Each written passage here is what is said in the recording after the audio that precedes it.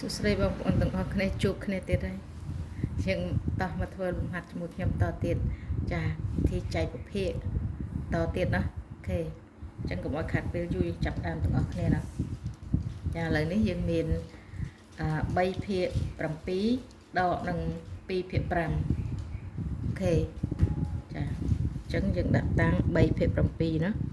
ចាអញ្ចឹងយើងដាក់តបមកយើងរំលងពីខ្ទង់3ភាគ7អូខេតមកទៀតយើងតាំងប្រភេទទី2 2ភាគ5 2នៅក្នុងខ្ទង់ទី1ផ្នែកខាងឆ្វេងខ្ទង់ទី2របាប្រភេទខ្ទង់ទី3ភាគបែងចាតមកយើងរកភាគបែងរួមចាអញ្ចឹងយើងយកភាគបែងនៃប្រភេទទី1គុណនឹងភាគបែងនៃប្រភេទទី2មកចាអញ្ចឹងយើងបាន7 5ដង35អញ្ចឹងយើងតែ7នេះយើងទម្លាក់2មកតមកទៀតយើងដាក់30នៅក្នុងខ្ទង់ទី2មកតពីបានភាគបែងរួមហើយអញ្ចឹងយើងសម្អាតចេញអស់ទាំងខាងឆ្វេងខាងស្ដាំមកភាគទី1ភាគទី2ចាតមកទៀតយើងយកប្រភេទទី1យកតាំងនៅខាងឆ្វេងយើងបាន3ភាគ7ចាបន្ទាប់ពីតាំងរួចហើយយើងយកភាគបែងរួមនេះយកទៅ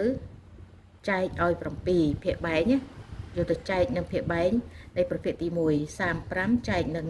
7យើងបាន5ចាអញ្ចឹង5នេះយើងគ្រាន់តែទាញទម្លាក់2មកយើងបាន5តមកយកផលចែក5នេះយកទៅគុណជាមួយនឹង3ភាគយក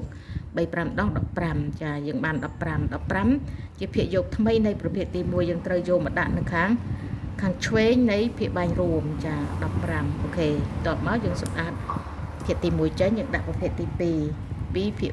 5ចាតមកយើងធ្វើដូចគ្នាអញ្ចឹងយើងយកភាគបែងរួមចែកនឹងភាគបែងនៃប្រភេទទី2យើងបាន35ចែកនឹង5 35ចែកនឹង5យើងបាន7ចា7អញ្ចឹងអានេះ5រួចស្រេចអីអញ្ចឹងយើងថែរុញ2ឡើងទៅ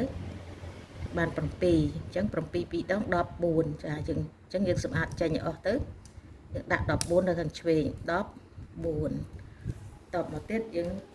ចាភាគយកថ្មីនៃប្រភេទទី2ហ្នឹងបានហើយភាគទី1មាន15ភាគទី2ភាគយកនៃប្រភេទទី1មាន15ភាគយកនៃប្រភេទទី2មាន14អូខេអញ្ចឹងយើងអាចដកបានហើយអញ្ចឹង1ដក1ឬ10ដក10សល់0ចាអញ្ចឹង5ដក4នៅសល់1ចា